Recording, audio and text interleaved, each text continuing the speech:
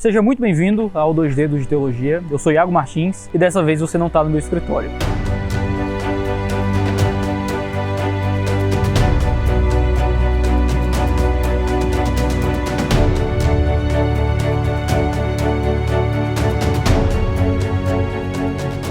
A gente está na Praça do Ferreira, aqui em Fortaleza, no Ceará, e existe um motivo para isso. Porque foi aqui que eu passei um ano me fingindo de mendigo.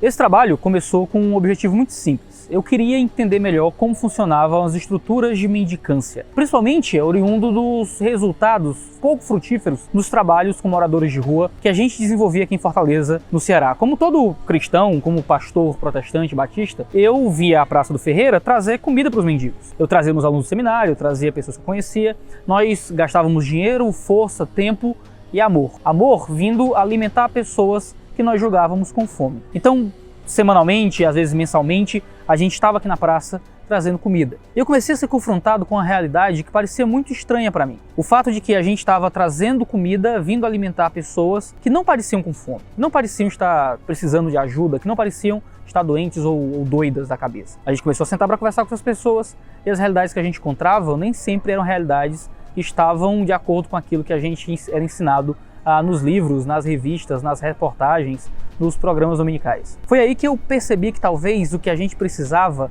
era de um tempo ouvindo. Ao invés de vir falar aos mendigos, de vir apresentar alguma coisa aos moradores de rua, ao invés de vir para dar algo às pessoas em situação de vulnerabilidade, a gente precisava de tempo de escuta, gastar mais tempo ouvindo e tentando entender o que estava acontecendo aqui. Por isso que a gente percebeu que talvez fosse bom ouvi-los a partir de dentro. Foi aí que veio a ideia de se vestir de mendigo, colocar uma roupa velha e sentar na Praça do Ferreira a fim de ouvir aquilo que acontecia à nossa volta sem a gente parecer um risco ou um outsider. Foi aí que surgiu a pesquisa que deu origem ao livro que saiu pela Record, A Máfia dos Mendigos, Como a Caridade Aumenta a Miséria.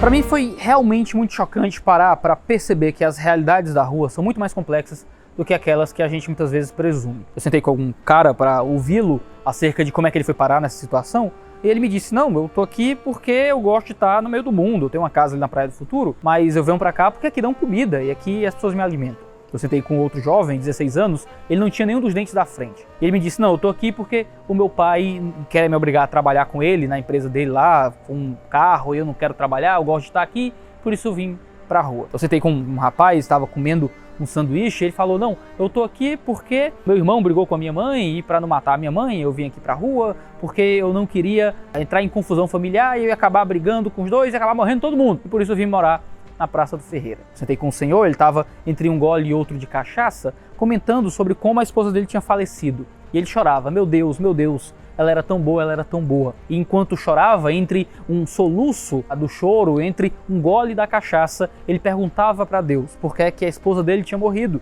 e como é que ele, perdendo a sanidade, foi parar ali naquela situação de rua. Infelizmente, o que tem acontecido muito é que a gente tem fracassado no estabelecimento de uma caridade que realmente seja eficiente na vida do miserável. A gente tem feito um tipo de caridade que é irrestrita e impessoal, ou seja, ela tem se esforçado por ajudar, não importa quem, sem ver quem, aí sem se relacionar com ninguém.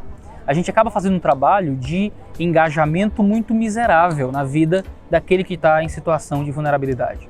Os homens na rua não são homens que estão realmente sempre com fome, sempre doentes, sempre necessitados de coisas básicas para continuarem vivendo. A gente criou uma cultura de caridade tão abundante, e isso é uma coisa maravilhosa, que faz com que vários homens, mesmo saudáveis, mesmo vivendo vidas que poderiam ser consideradas normais, se sentem até afagados à vida mendicante. Nesse tempo que eu passei pesquisando na rua, eu encontrei não poucas pessoas que poderiam não estar na rua se assim quisessem, que estavam na rua porque fizeram um cálculo, e esse cálculo fez com que elas percebessem que a vida mendicante era muito mais confortável do que a vida doméstica, do que viver com uma casa. Mas várias pessoas que eu pude conhecer nesse período de pesquisa na rua eram pessoas que possuíam casa para morar. Pessoas que tinham casas alugadas, pessoas que possuíam casa própria, mas que preferiam estar na rua por uma série de fatores. Fossem fatores de sociabilidade, fosse a comida que é entregue gratuitamente todas as noites, todas as tardes, todas as manhãs, a comida está presente o tempo inteiro na rua. Várias pesquisas acadêmicas têm dito que ninguém passa realmente fome na rua. Você não tem segurança nutricional, você não pode escolher bem o que comer, mas fome de fato, é uma realidade de outras circunstâncias de miséria. Não da circunstância de um mendigo de uma grande cidade.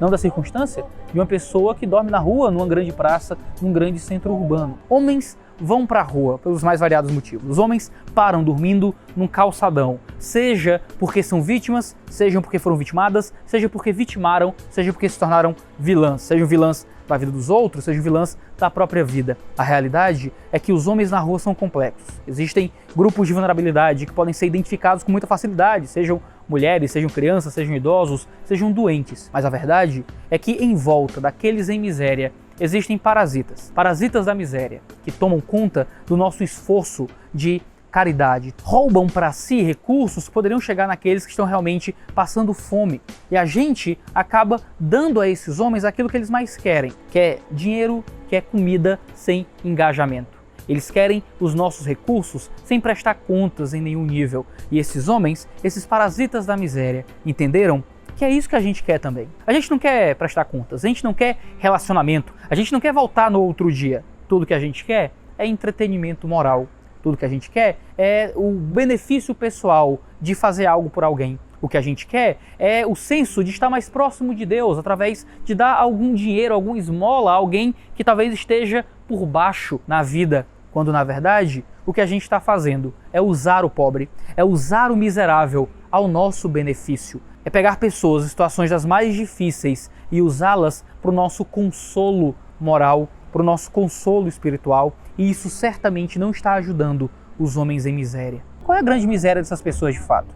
É a miséria daquilo que elas tiveram que abrir mão como indivíduos, como seres humanos, para poder viver a vida na rua. Para você poder vir para uma praça dessa e se sentir confortável, você tem que abrir mão de muitas coisas, de sensos de privacidade, de pessoalidade, de segurança, de propósito, de conquista, de progresso, de valor.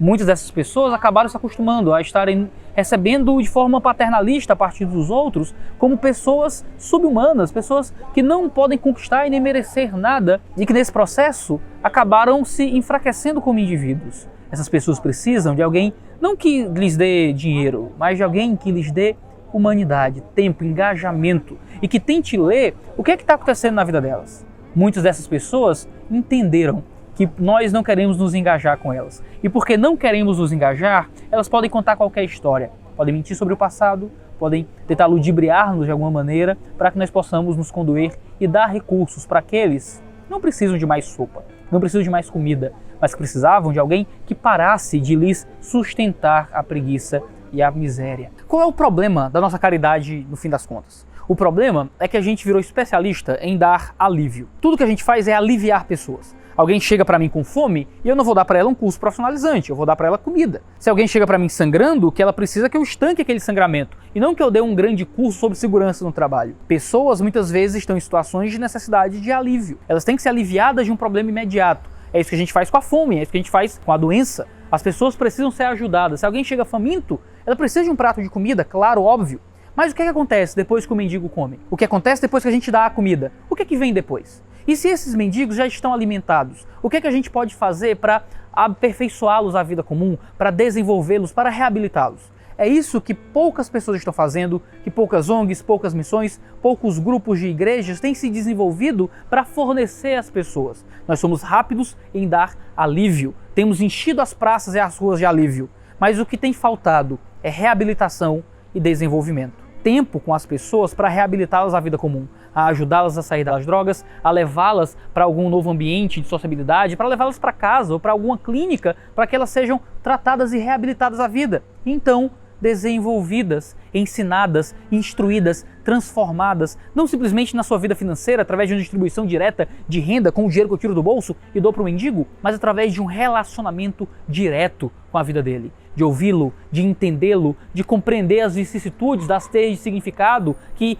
entram no indivíduo e que saem no seu relacionamento social. Entendê-los e então servi-los com amor e com tempo. É triste que muitas vezes esse nosso esforço de tentar ajudar os verdadeiramente miseráveis, porque eles existem, eles estão na rua, acaba sendo drenado por parasitas da miséria. Pessoas que poderiam muito bem não estar na rua, mas que estão aproveitando da nossa boa vontade desengajada e simplesmente sendo alimentados desse processo. Os nossos recursos, os nossos bens, o nosso dinheiro, aquele tempo que eu estava dedicando à rua, era um tempo que estava sendo muito mal gasto. O nosso dinheiro estava sendo mal alocado, o nosso amor estava sendo mal distribuído, porque na tentativa de ajudar todo mundo sem tanto engajamento, a gente estava com o nosso recurso ou alimentando ou embebedando a criança, ou sustentando alguém com fome ou sustentando alguém na fissura de crack. E você não sabe qual é a realidade das pessoas se você não se engajar na vida delas. Se nós não nos engajarmos em fornecer desenvolvimento,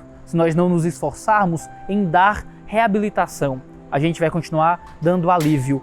E dar alívio a alguém já aliviado é fazer por ele algo que ele poderia fazer por si mesmo. Dar a comida na mão do mendigo é simplesmente tirar dele a capacidade de crescer, se desenvolver e de se tornar alguém que pode conquistar as suas coisas. Como alguém fingindo, por algum nível, ser mendigo, tentando se misturar com as pessoas na rua, muitas vezes tomei sopas que neguei. Uma vez, especificamente, um homem chegou para mim e perguntou se eu queria aquele caldo. Eu disse que não, ele insistiu, eu disse que não, ele insistiu, eu disse que não. Então ele saiu por uns 30 segundos e voltou com o caldo na mão. Ele pegou a minha mão que estava sobre a minha coxa, ele levou ao copo e ele enlaçou a sua mão em volta dos meus dedos e então levou a minha mão com o copo até a minha boca, tentando me convencer a tomar aquele caldo. Esse processo todo é um processo paternalista. Esse processo que a gente tem desenvolvido é um processo de ensinar as pessoas em vulnerabilidade a continuarem vulneráveis, a continuarem só recebendo e a nunca conquistarem, crescerem, progredirem em nada. Quando a gente só dá alívio e nada além de alívio, a gente não consegue transformar os homens para uma vida superior àquilo que eles estão vivendo. A gente acaba ajudando a que as pessoas permaneçam na rua. A gente acaba criando novos mendigos. A gente acaba piorando a vida daqueles que a gente pretensamente tenta ajudar. Essas pessoas precisam da sua ajuda, não simplesmente porque precisam de comida, mas precisam de pessoas que lhes restaurem os relacionamentos humanos em um nível que apenas vida dedicada a elas pode dar. Se nós não estivermos dispostos a dar a nossa vida, gastar o nosso tempo com pessoas na rua, a gente nunca vai fazer realmente a diferença com aqueles que estão na miséria de verdade. Como é que a nossa caridade, então, pode ajudar pessoas sofrendo de miséria na alma? Pessoas que estão na praça porque estão juradas de morte. Pessoas que vieram para a Praça do Ferreira e vieram dormir em qualquer rua de grandes cidades do Brasil porque os seus relacionamentos familiares foram destruídos. Muitas pessoas vêm para a rua por causa de traições e adultérios que sofreram ou praticaram, juradas de morte ou perseguidas porque mataram alguém. A rua não é um ambiente que recebe pessoas muito parecidas. As pessoas que aqui estão, o estão por causa de circunstâncias as mais distintas e variadas. Se nós não tentarmos ouvi-las, como é que nós podemos responder às realidades que elas realmente vivem? Se a gente pressupõe como é que é a vida na rua e a gente tem respostas muito fáceis nos CEAs, nos DCEs das universidades, a gente tem muitos especialistas que se tornaram inteligentes em construir gráficos de pizza, mas que há muito tempo não sentam para ouvir a realidade da miséria e que quando olham para o mendigo não conseguem ver nada além daquilo que eles projetam no morador de rua. Como é que nós podemos responder a essas realidades se a gente não parar para ouvir? Se a gente não fizer uma teologia pública que realmente envolva tempo de escuta e construir teologia no chão da praça. Como é que a gente pode responder às realidades que nos rodeiam se a gente não estiver disposto a fazer reconhecimento de campo? Aquilo que os missionários sempre fazem quando vão para outras culturas, a fim de entender as realidades para as quais eles vão pregar. Se a gente não parar para ouvir e reconhecer o campo da nossa própria cidade e as pessoas que estão à nossa volta. O reconhecimento de campo, a pausa para ouvir, a antropologia, a etnografia, tentar entender as teias de significado.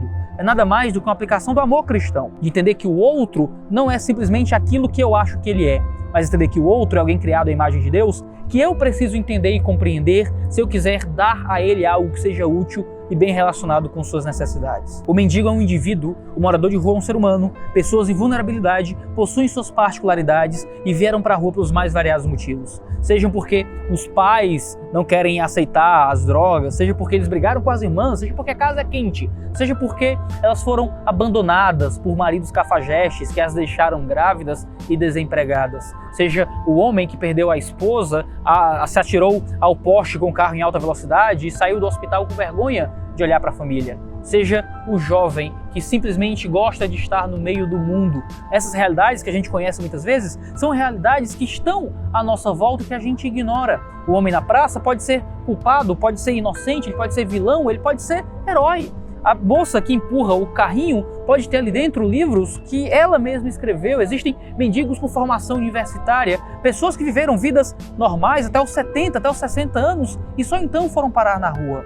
Nós podemos ser os homens na rua e quando paramos para ouvi-los, nós percebemos as semelhanças entre eles e nós e entendemos que nós somos muito mais mendigos do que nós imaginamos. Também somos mendigos de humanidade, também somos mendigos de relacionamentos, também somos mendigos de atenção, também somos mendigos de vários fatores humanos que nos prejudicam e que podem algum dia nos fazer parar num banco de uma praça, como muitas pessoas passaram, como muitas pessoas boas passam e que nós deveríamos, já que estamos em uma situação financeiramente mais tranquila, já que estamos em uma situação humana comum, ir até elas para entendê-las e auxiliá-las de uma forma que nós muitas vezes não estamos fazendo.